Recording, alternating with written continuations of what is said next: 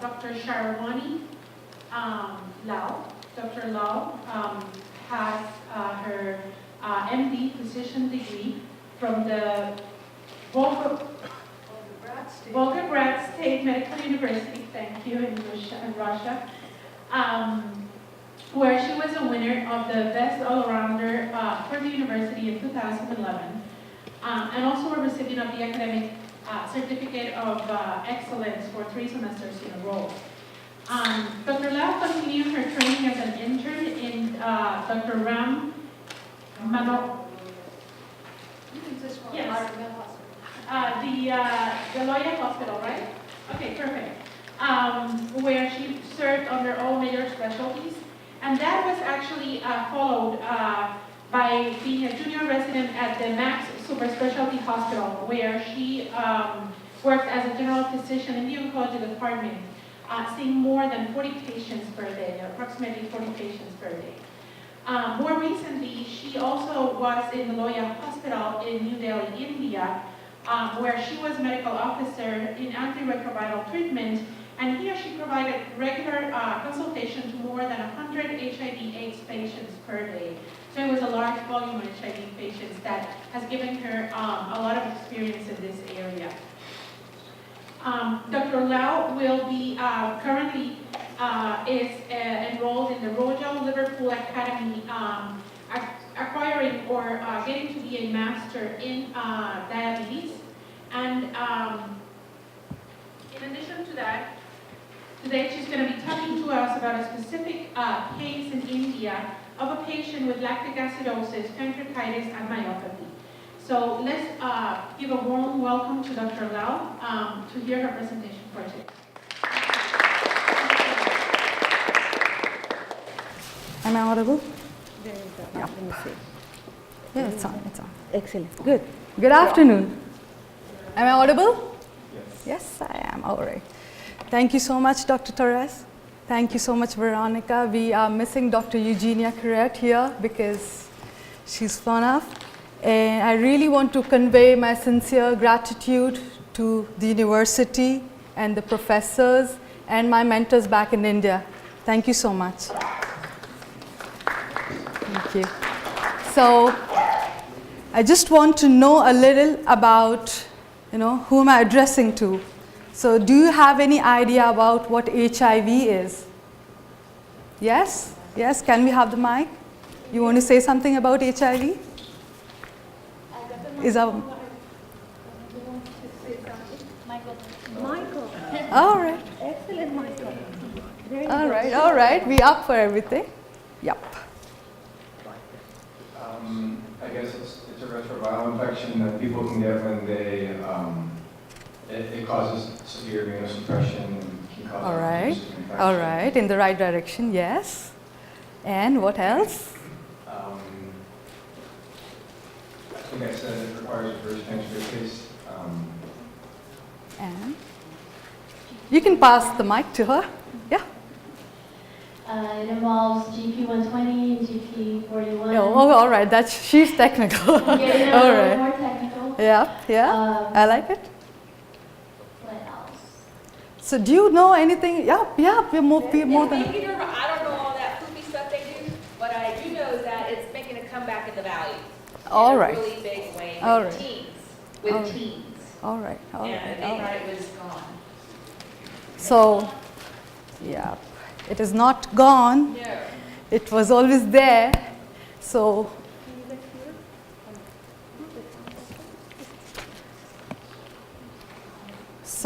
we have numbers. We have currently 36.7 million people. So the number has increased from 27.7 million to 36.7 million. So 76.1 million people have been infected with HIV since the start of the epidemic. And 35 million, mind you, 35 million people have lost their lives because of HIV. So let's, go through a brief understanding of what HIV is, what AIDS is. So HIV, as he correctly said, it's human immunodeficiency virus, and it gets into the human body, it invades your immunity. So it's basically like a parasite living on you, feeding on you, using all whatever you want to offer, and then use it against you. That's the basic mechanism which this virus carries. So CD4 is the particular cell in our human body that it targets. So what happens when your immunity is down? So it's like, your soldiers are down, your country is under war situation. So these HIV viruses, they're invading your body. So this leads to vulnerability. So these opportunistic infections, what are opportunistic infections? Can anyone answer? What are opportunistic infections? Herpes? All right, we have one there. I mean the literal English translation of opportunistic infections. They take advantage of a depressed immune system. Yes. So they take that opportunity and attack your system. So that's the understanding of it. And what is AIDS? How is HIV different from AIDS? Anyone? When your CD4 count drops, I think, below 200. Excellent. Excellent. That's the exact criteria. So when your CD4 cell goes below 200 and you catch any opportunistic infections, you are defined as a person with AIDS. So is it possible if a person is HIV negative, he can have AIDS? No? They have to be HIV positive to have AIDS. Yes, that's right.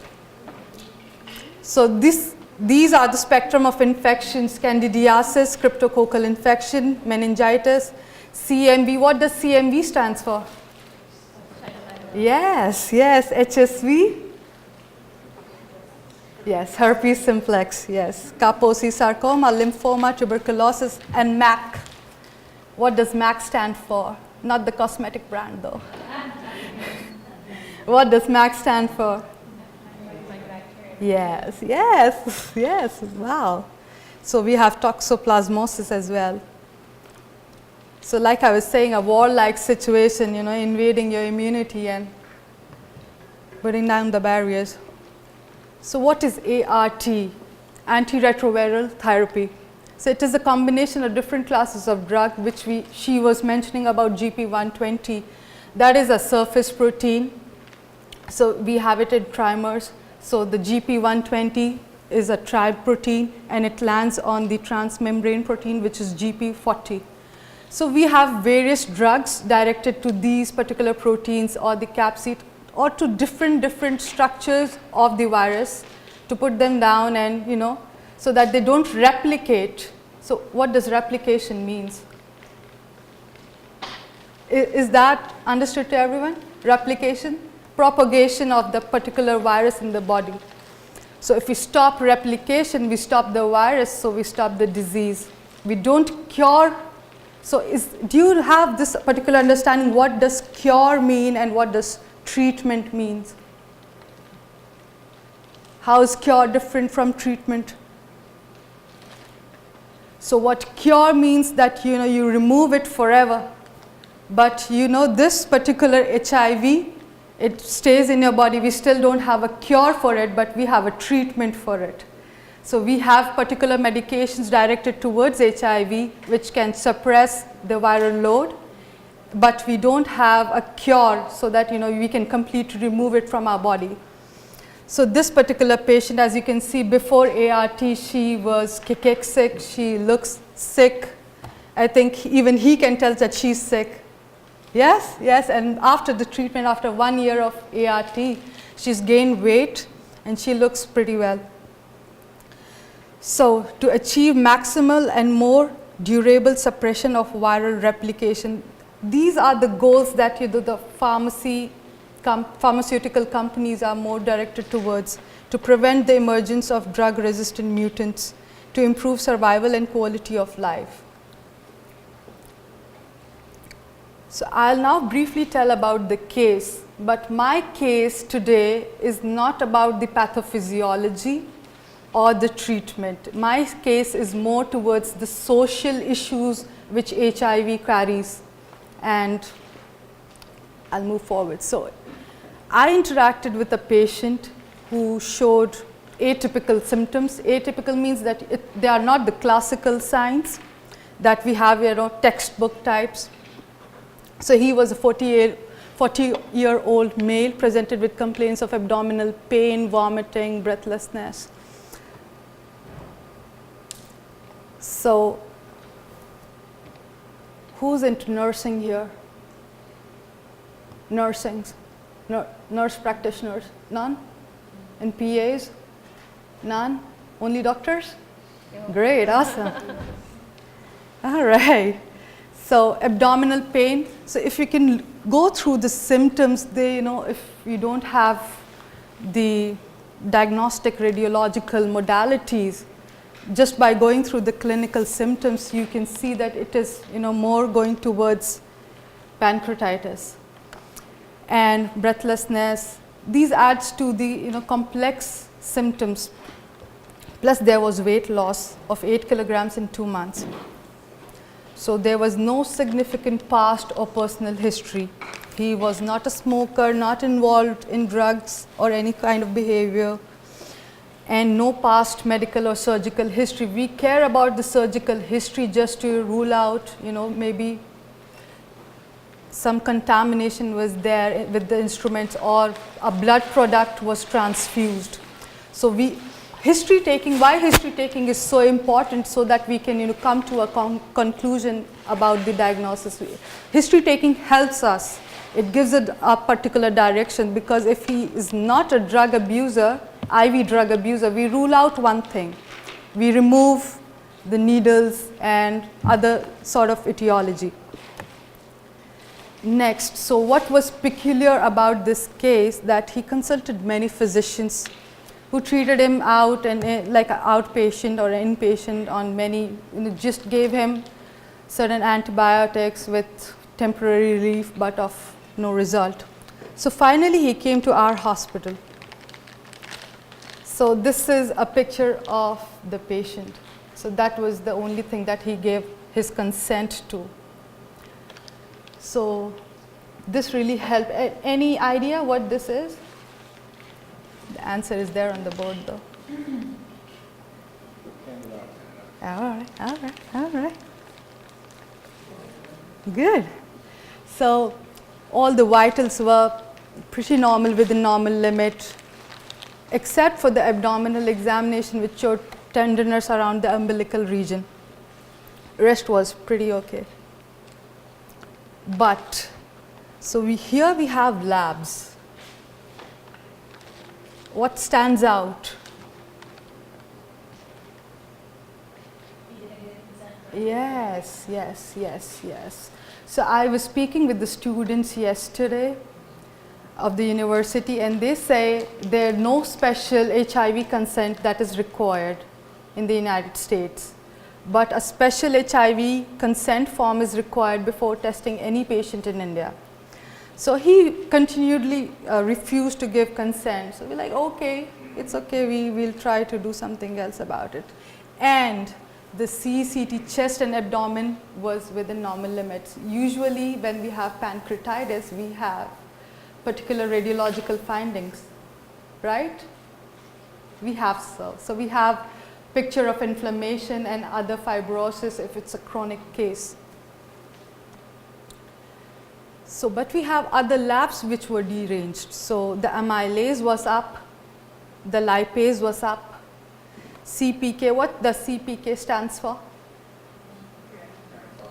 Yes. So what does that indicate? Do you have the mic? You want the mic? Inflammation of muscle breakdown. Yes. So that helped us with the myopathy. So we covered pancreatitis, myopathy, and on the right hand side is the most dreaded part of physiology, the acid-base balance part, right? So yeah, but that helps because these basic sciences, the concepts, the fundamentals that you gain in your second year or first year, this helps to actually save a life.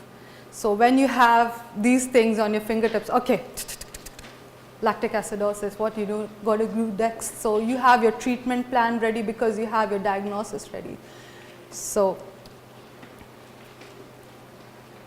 finally, on repeated questioning, his wife accepted the patient being a case of HIV on ART. ART stands for antiretroviral treatment for the past 1 year. This fact was willingly concealed by the patient from all previous doctors. That's why the doctors weren't bad, didn't lack any credentials, but if the patient didn't tell him about it, if he wasn't comfortable telling the doctor about it, that's why it led to such a scenario that he suffered a lot.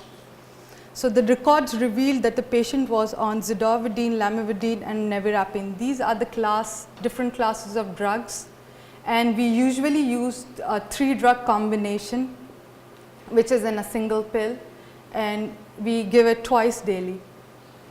So his CD4 count was 224. And what we did was we immediately stopped the HIV medication, and we saw his clinical conditions and the lab parameters improving. So within a really short time, after 10 days, he had remarkable improvement in his condition and his labs. So now that patient is on TLE. So if you can see, I don't know if it is visible. It says Government of India supply under National AIDS Control Program, not for sale. I want to emphasize this point because currently the Government of India is giving free ART to everyone who is HIV positive. And we have a population of 2.1 million who is currently suffering from HIV. So on the right, there's always a lot more to the story. That's why I emphasize on basic history taking skills. Students generally avoid, oh, I have to take history, I have to do this, I want to do some sort of procedure first, be the doctor. So history taking skills are the core essential for diagnosis. These are the references. I can talk about them later. Yep.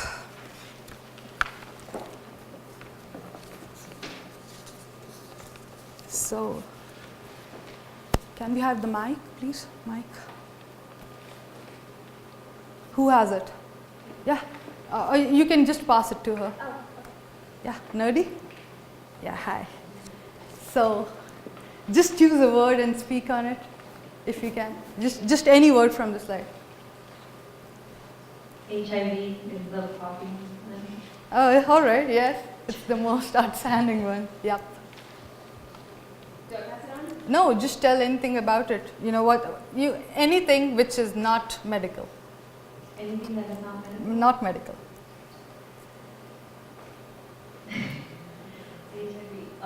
What is the first thing that comes into your mind which is not medical about HIV?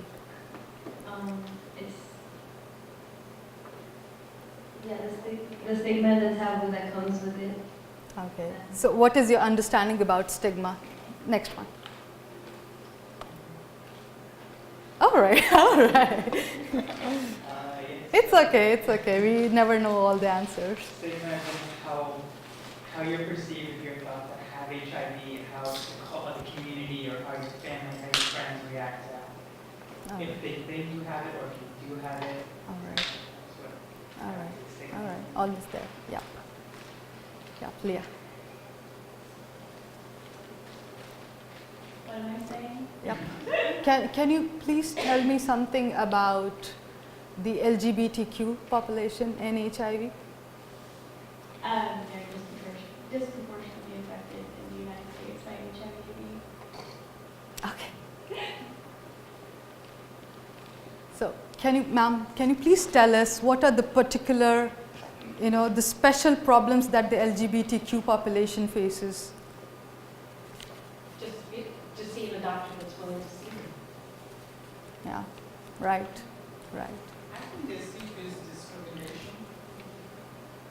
So is the discrimination more if you are a heterosexual with HIV or if you are a LGBTQ with HIV? It doesn't matter. It doesn't They matter? still discriminate at All all. right, all right, all right. So, yep. I know someone who has AIDS. He's now 76, and he takes his medication. He has to go to Chicago, though, at times to get refills because it's Why is not- that, ma'am? I'm not sure. It's something about availability down here, or his insurance, or his medical. Oh, I don't know really what it is, but he takes very good care of himself. All right, all right. So why do you say that he has AIDS and not HIV? Because he told me. All right, Why do I say that? Because he shared that with me and Oh. a friend of mine. all right. So yeah, just, you know, HIV is when you are infected, but AIDS is like a full-blown when you are really down and you have all the infections possible and your immunity is, like he mentioned, CD4 counts are less than 200. So, you know, we usually mix both the terms HIV and AIDS, but it's a very big difference because when a person is having HIV and is on medication and his viral load, so the virus number is way below, so he cannot transmit the infection. But if a person has AIDS, I'm sure the virus must be replicating pretty fast, so that kind of person can transmit the infection. So that's the difference. That's why HIV and AIDS, they are two different terms, but we use it like that. So To be that's very honest, I didn't know the difference. So Oh, something new every I'm day. glad that you know now. I don't know if I feel comfortable enough to ask him which No, one he it's, has. I'm sure, it's a very difficult area.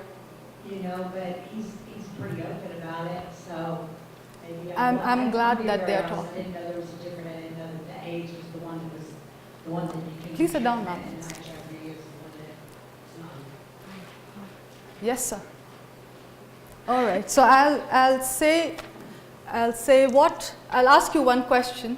So what makes HIV different from diabetes on a social level? Why, if I have diabetes, I'll know, oh, I have the sugar disease. Oh, I have this, I won't eat this, I won't eat that because I have diabetes. But I won't tell anyone if I have HIV. Why? Why is the stigma not there for diabetes for some odd reason and for HIV it is there? What makes HIV different? So I would think the history behind HIV. So What? from the get-go, it was always for like minorities, homosexuals, not even drug users. So it's a segment of the population that was very much stigmatized from the very beginning. All And right. I think in popular culture that would emphasize more and more, and it's become part of how a lot of people see HIV. So it's like a bad person's disease and diabetes is not? I think the social stigma attached to it is very different. All right. Because of the history of development. All right, I agree. Yes, you want to say something? And one Yeah. more thing about why people probably view HIV different is the mode of transmission is usually sexual or Correct. drugs or needles, whereas diabetes is just something that if you did not acquire it genetically, if you just got type 2 diabetes through your diet and exercise or lack of it, then that's probably less stigmatized. than So something what that are you your views that if a person, so how rampant is hepatitis B or C in the US? I'm sorry, I didn't- I mean, how rampant, what is the prevalence rate? All right. Yeah. So how prevalent is hepatitis in the United States? Because I'm talking about hepatitis because the mode of transmission is pretty much the same, I right? would say more than HIV. More than HIV? That's what I would guess. Okay. but why is hepatitis not that dreaded? And why is the stigma not there with hepatitis? Thoughts, views? I think it goes kind of back to what Rob was saying about the community who typically. So the history. All right, I agree. So HIV is not something that guilty people get. It is not a punishment for cheating or lying or using drugs or alcohol or having more than one partner. It is a virus whose transmission is fueled by poverty, ignorance, racism, sexism, homophobia, fear, violence, and many other factors, but not by people living with HIV. So these are the social issues that we need to address as a community. So I feel everything is connected, the superstition, the illiteracy, the poverty, the isolation, the wrong information, the myths, existing myths connected with it, and especially corruption, promiscuity, prostitution, and migration. And of course, the silence associated with HIV. The silence, what does the silence mean? It means that you don't speak about it, you hide it as if you did a very big mistake and you cannot talk to anyone about it. So the silence helps this virus to send the youth, the young population to grave. And it eats like a termite eats the furniture, it eats the society from within.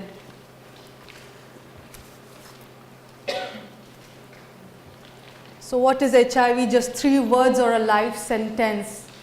I mean, how long? So what is the lifespan, average lifespan of a person living with HIV? Any comments? Any ideas, any clues? If that person doesn't reach a healthcare professional, how long will he or she live? Any idea? You, sir? Sir, you want to say something? 2 years. 2 years? Guesses? So it depends from person to person how immune suppressed you are. You can die within 6 months, or you can stay alive for a decade. But if you take ART medication, you can live for several decades if you take care, proper care. So impact of HIV stigma. So how does it impact the testing? So if somebody is afraid to reach a healthcare professional, they'll not get themselves tested because of the stigma attached. If a person is already on ART, he or she will be afraid to reach out a healthcare professional just because, if somebody gets to know, what if? So there are a lot of what ifs attached with the stigma. Violence, let's say we take example of a family. If you have somebody in your family affected with HIV, you generally, ask that particular person not to tell your cousins about it or the neighbor about it. So, and there are a lot of domestic abuse associated with it. Plus, if there is a gap in the treatment because the patient is not reaching the healthcare professional or the counselor or anybody, then what can happen, this particular virus can mutate, and this can lead to changes in the structure of the virus. So as I was mentioning about ART, ARTs are directed towards particular structure of the viruses. So if the structure changes, the HIV medication is no longer effective. Distrust and fear. So I'll come back to distrust. Distrust. Who do you think the person distrusts? Everyone? What are your views on the distrust associated with the healthcare professionals? It depends on how, there are privacy laws, there are HIPAA laws, There's Yes. healthcare professionals. Yes, I'll come their back to that privacy, one. Yeah. And if they are talking to other health professionals, what does it matter? It's a professional conversation happening. Correct. Correct. So they allow it. So if the owner doesn't enforce the law in the office, Correct. you know, and it could be somebody that you know, there could be people there that you know, it's a lot. I completely agree. So gossip is something which is very human. So if you know find something peculiar, yes, yes, ma'am. Yes. Something about the stroke here, kind of about the history of AIDS. When it happens in the States, it happens like the patients here or somebody that was gay. Uh-huh. In New York, Correct. supposedly that happened, right? Correct. I know something about the stroke here is now, if you want to like donate blood, hold on. If you want to donate blood to the Red Cross, you cannot say that you are gay because most people can have AIDS. So, but I'm sure they must be having the HIV, hepatitis B, C screening for that before, you know, accepting a donor. They don't, if you say it, they kind of like, you cannot donate. Oh, oh, So yeah, that is sad. that's kind of like, That is sad, yes. So delays, what kind of delays? Delays in reaching for care, delays in approaching a healthcare professional. So I was talking about myths associated with HIV. Anyone familiar with a particular scenario or some sort of experience they want to share? Yep. I know a lot because my uncle died. Oh, I'm sorry. It was at 80s to 90s. All right. So when you get detected, nobody knows kind of, and my family was like, oh, don't be so close to him, watch out when he smokes, Mm-hmm. and don't bite him, because I was like really small. And I'm like, even at the moment, he doesn't understand it. Like, he was not even informed. Because they said, you have that, but it was not like in the moment to say, okay, this is probably going to be my life sentence. But after what has happened, you know, I just remember, like, my family, like, they were scared because they, obviously, they don't know what to do. So has something changed in the society with respect to the awareness, I mean like the mode of transmission? I'm sorry? About the mode of transmission, is there, you know, more awareness in the society? I think so, yeah. Yes? Yeah. So do you know, so now do you know about the modes of transmission? Yeah, please. Yeah, like, the what? Yeah, we do. My name is. I mean the routes of transmission, the modes of transmission she was mentioning about. Go to the schools and you take, like, So if you hug a person with HIV, do you get HIV? no. Do you kiss a person with HIV, do you get HIV? No? No, okay, we have basic understanding. Okay, what happened to the screen? Something happened to the screen? No, I have.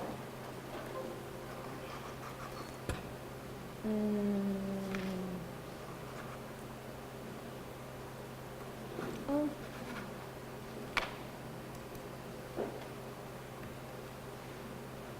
Nothing comes out. Academic confirmation. Did you can continue? Yep, I can By continue. reading. Yes, I can. I can speak for hours. So,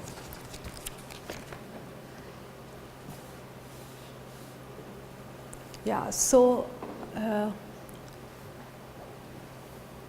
excuse me? Yep, hi. Are you with us? Yes, all right. So do you have you experienced anyone with HIV, or do you know anything particular about HIV and depression? Can we pass her the mic, please? Careful. Yes. I worked at a clinic once, and there was an HIV patient who came in regularly, and we didn't treat him any different other than to sanitize the surfaces. All right. After he was at the clinic, and that was the only thing. All right. Were there any unnecessary preventive measures in terms of sanitation or wearing 3-4 gloves? Was that witnessed? No. We shook hands with him, like we handled his billing and everything. All right. Yep. So, do you have any understanding about the psychological damage that a person faces with HIV? I mean, anything, any particular incident that you came across? I personally do not have any experience with.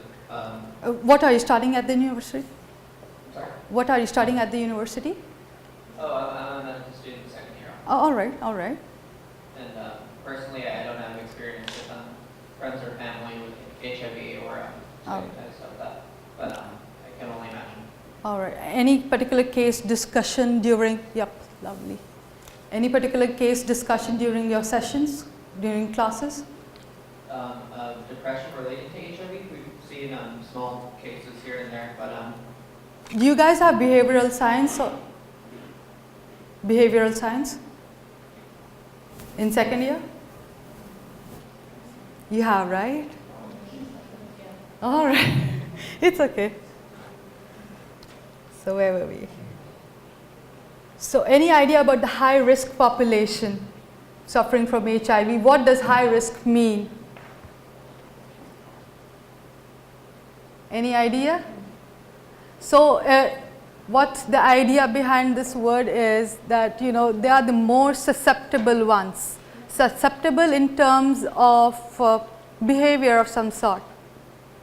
So if you have a person like a 70-year-old walking in your clinic and a 23-year-old walking in your clinic, and one has history of IV drug abuse, then and the other one doesn't, so obviously you can think in terms of the diagnosis, right?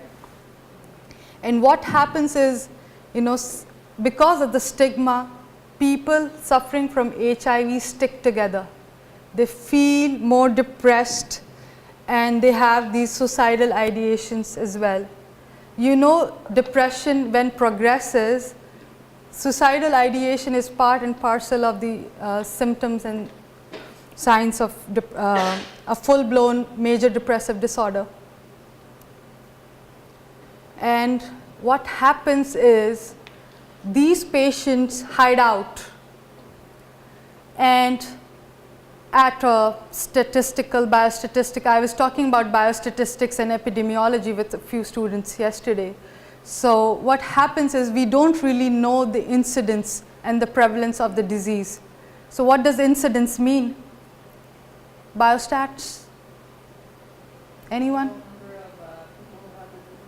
Yeah, the fresh cases, the new infections, yes. And prevalence means the existing cases plus the new infections plus the, so we subtract the one who are dying. So that's the math of it. And people live in denial. Denial mixed with ignorance is everything. And finally, when you don't reach out to a healthcare professional, you finally face the consequences. So, stigmatizing and discriminatory behaviors in healthcare setting. This is the particular area I want to put, grab your attention towards, because you are in your first and second year now. You'll go out, meet patients, go on rounds. So you need to have a particular understanding about HIV.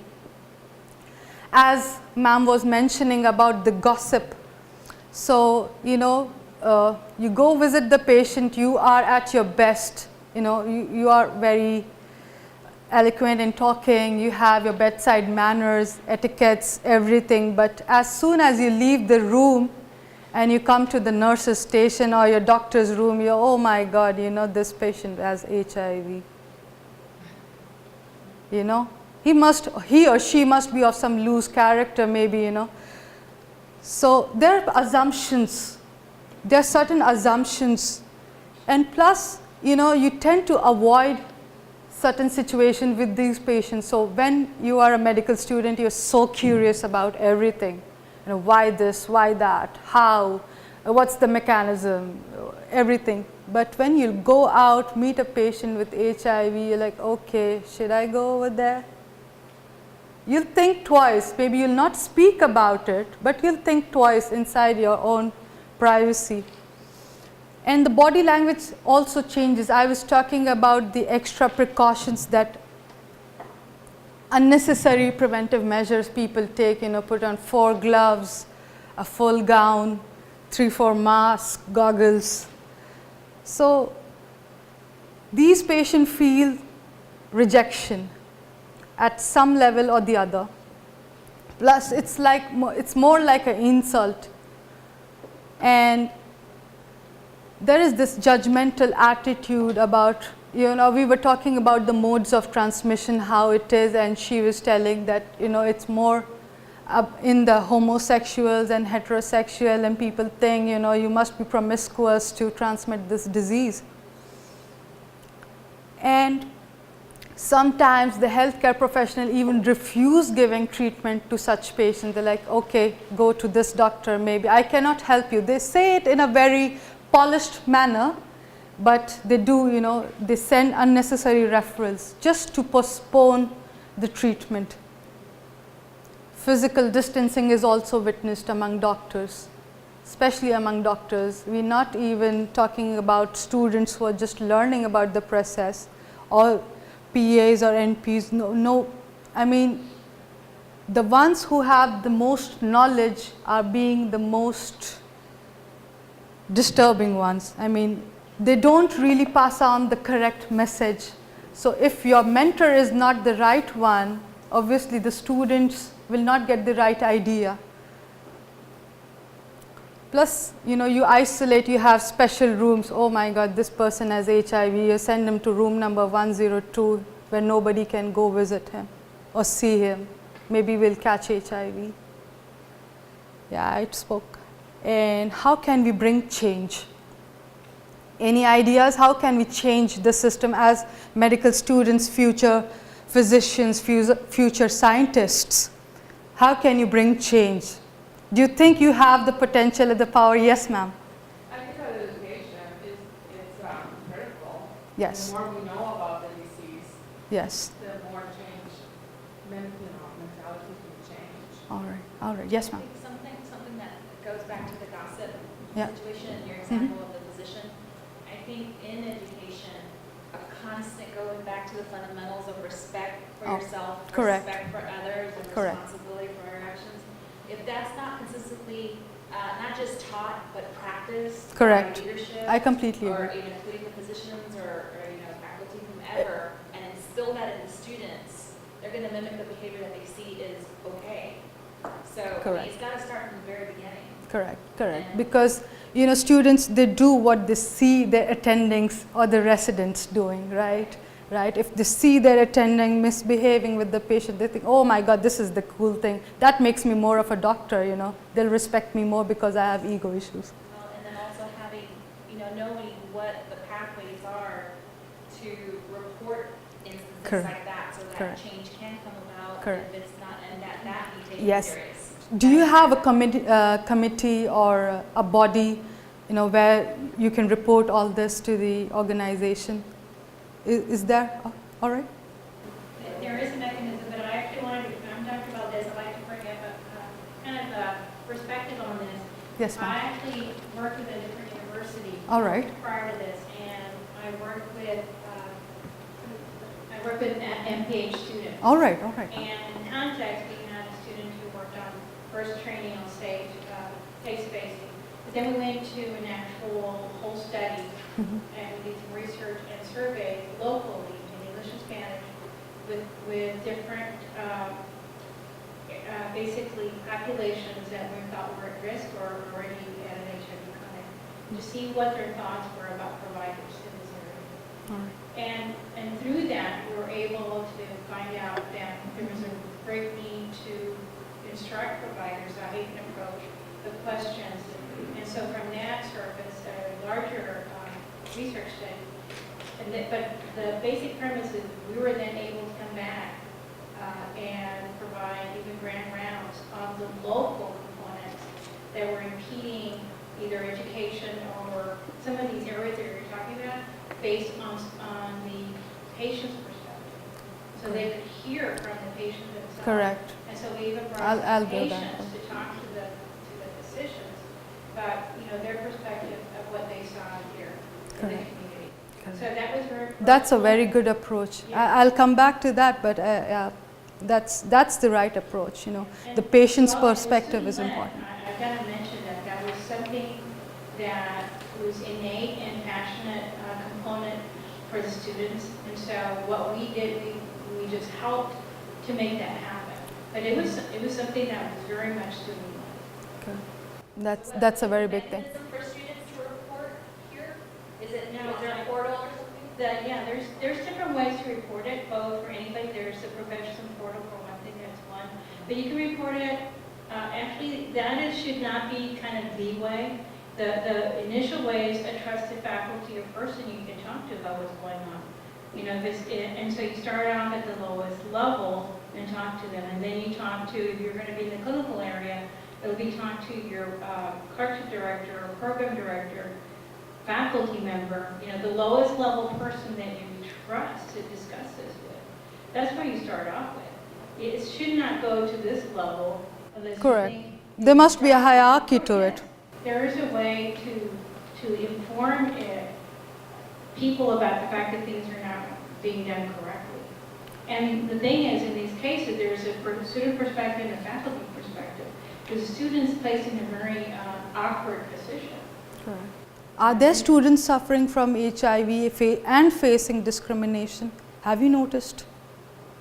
Have I seen HIV students being discriminated? Yes. No. No. That's a good thing. No. That's a good thing. That's what we want. And mind you, I come from the era where HIV hadn't been defined yet. Oh. So I've seen it from all perspectives, including that where I worked, I happened to be the hospital administrator of a state institution. Wow. And I wrote a grant Wow. to bring the first treatment down here. Wow. And we started the first HIV clinic volunteer program here. Wow. But because doctors were refusing to see patients, Oh. and the patients were coming to the state institution in terminal stages. And I found out that dentists would see them. There were so many number of individuals, so I actually developed an inventory list of where they could go up and down the valley. So, and I'm proud to say that my daughter right now is a director of an HIV clinic. Wow. Wow. So yeah, this is an ongoing issue. When we talk about coming to being the unknown, what we saw is that very many people from the valley were coming to die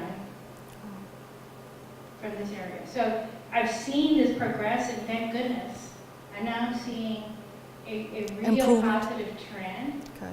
that's moving forward. I see all these issues still here, obviously, but now there's hope. Hope is all we want, right? So, anything on government level?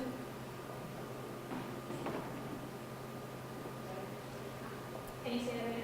I mean, on a government level, so this is what individual views are. Do you think government should come up with something, you know, to tackle this disease?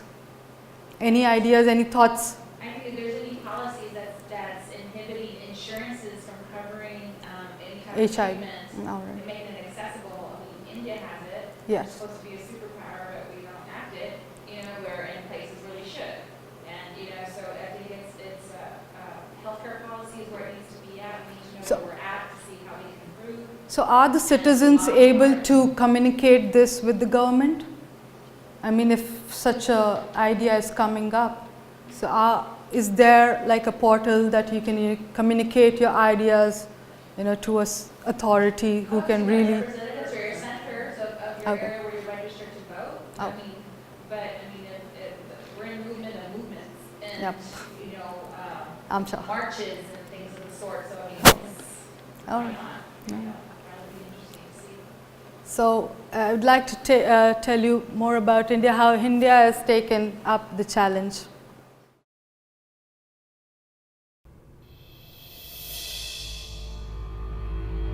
The National AIDS Control Program has been widely lauded for halting and reversing the HIV epidemic in the country. This has been possible due to the political commitment from the highest level, involvement of the communities, support from development partners and key stakeholders. Where we started from and where we are, what was said about us and how we have taken up the challenge. Science के advancement का सदुपयोग करते हुए So what he's talking about here is India was suffering from an epidemic. I'll just forward it for you. And how our national policies and national AIDS control program, which I was a part of, how it changed people accessing the ART centers. So ART centers are the centers where an HIV positive person can come and take free medication and has free consultation. So it's a 9 to 4 clinic that we run, and there are 89 centers all over India, and that's where we provide free medication for a lifetime. And key stakeholders. Where we started from and where we are. What was said about us and how we have taken up the challenge. Science के advancement का सदुपयोग करते हुए भारत में NGOs के साथ मिलकर जो एक चैलेंज बना था उसको हम जीत पाए हैं और उस पर हम काबू कर पाए हैं, इसके लिए हम बधाई दें। The recent estimates reveal a steady decline in the national adult HIV prevalence over the years, with the current HIV prevalence at 0.25%, with an estimated 21 So this lakh is people. an achievement, I mean, in terms of numbers. The program is endorsed by the fact that the new HIV infections have dropped by 67% between 2000 and 2015, against a global average of 35%, and AIDS-related deaths by 54% between 2007 and 2015, against a global average of 41% decline. Last year, 2 landmark decisions have been taken by the government. One, to provide the rights to the community. The HIV/AIDS Act 2017 has been enacted, which addresses stigma and discrimination, provides enabling environment for healthcare workers to offer stigma-free services to all PL-HIV. Another was the launch of the Test and Treat policy and Mission Sampark to bring all PL-HIV under So the Mission ambit of ART Sampark is tracking those patients who we lose on follow-up. So a patient comes to the HIV clinic and you don't find him the next time. So we are collaborating with other NGOs to find these patients, tell them more about his or her treatment, how they can go about it, how they should tackle the side effects, and we are available for them. So we give them comfort so that they can come on their own and take the HIV medication and help themselves. Of ART services. जिस दिन किसी का भी HIV positive आ जाएगा, he will be brought under ART, उसको मुफ्त इलाज किया जाएगा, इस तरीके की हम व्यवस्था करेंगे। The government is committed to meet the fast-track targets of 90-90-90 by 2020. To meet the target of third 90, NACO is scaling up viral load testing services. Viral load measures the number of viral particles in the blood. All PL-HIV are initiated on antiretroviral therapy. The virus is suppressed when the viral load is undetectable. PL-HIV with undetectable viral load are healthier and do not transmit HIV. So this is what I was talking about, how HIV differs from AIDS. If your viral load is suppressed, then you're no longer in a position to transmit the disease. So this is a picture taken from one of the ART clinics. HIV on ART. To bring around 12 lakh PL-HIV availing ART will be tested, and numbers will continue to increase in future. This will be achieved by setting up 80 viral load laboratories and through public-private partnership model, engaging Metropolis to test for viral load on a turnkey basis. In addition, as part of convergence between RNTCP and NACO, the spare capacity of CB-NAT machines under RNTCP will be utilized for testing for HIV-1 viral load. The scaling up of viral load testing will improve adherence to treatment, strengthen Mission Sampark to track LFU, and will help healthy detection of failure on first-line treatment, so that PL-HIV can be put on second-line treatment. This will also empower medical officers treating PL-HIV.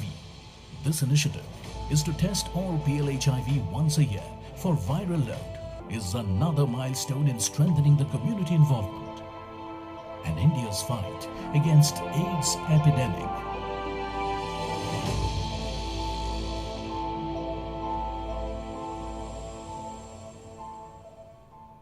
Excuse me, Dr. Lal. Yes, yes. Over here, Veronica. We have 10 minutes. I'm not sure if the students have class or test after that. So we can distribute the papers? Yes.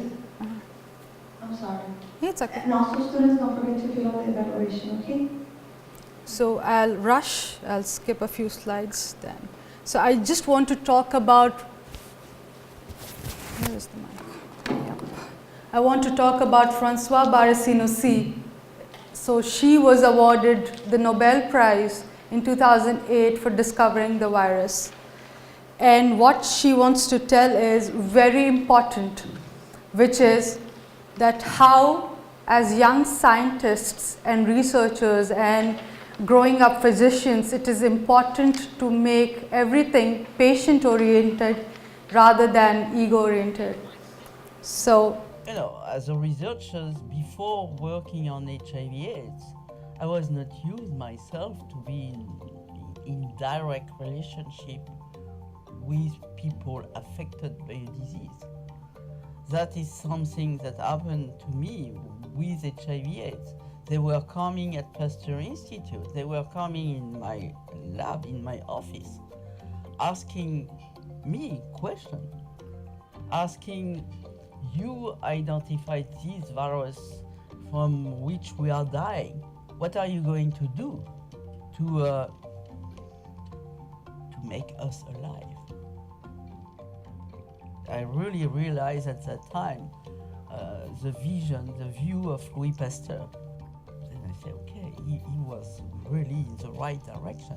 We are not making science for science. We are making science for the benefit of humanity. so we are not making science for science, we're making science for the benefit of humanity. So everyone knows about Louis Pasteur? We know. So he was a French biologist, microbiologist, chemist, renowned chemist. So I just want to play, this is the last slide. Thank you for your cooperation. This is the last slide, and this is the most important slide because this is the message what Louis Pasteur wants to give. And this is like a clipping from the movie that was made on his life. So everyone knows who Joseph Lister was? Yes? Joseph Lister was involved in antisepsis. And he was good friends with Louis Pasteur. Monsieur Pasteur, I greet you in the name of humanity. Lister, great Lister.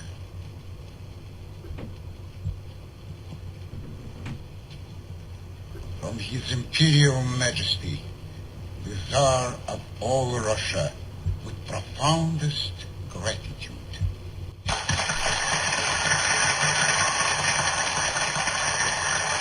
So this is a medal that he received for treating 19 patients with rabies. That's how, we had the anti-rabies serum and nobody died of rabies then. So this is the important message that I want everyone to focus upon and the papers are for.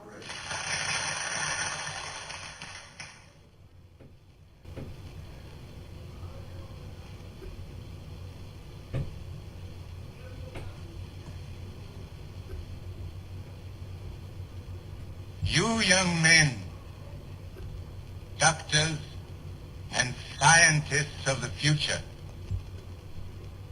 do not let yourselves be tainted by a barren skepticism, nor discouraged by the sadness of certain hours that creep over nations. Do not become angry at your opponents, for no scientific theory has ever been accepted without opposition. Live in a serene peace of libraries and laboratories. Say to yourselves first, what have I done for my instruction? And as you gradually advance, what am I accomplishing? Until the time comes when you may have the immense happiness of thinking that you have contributed in some way to the welfare and progress of mankind.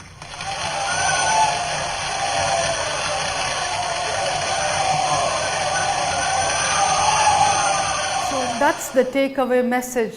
You know, everything is directed towards greater good.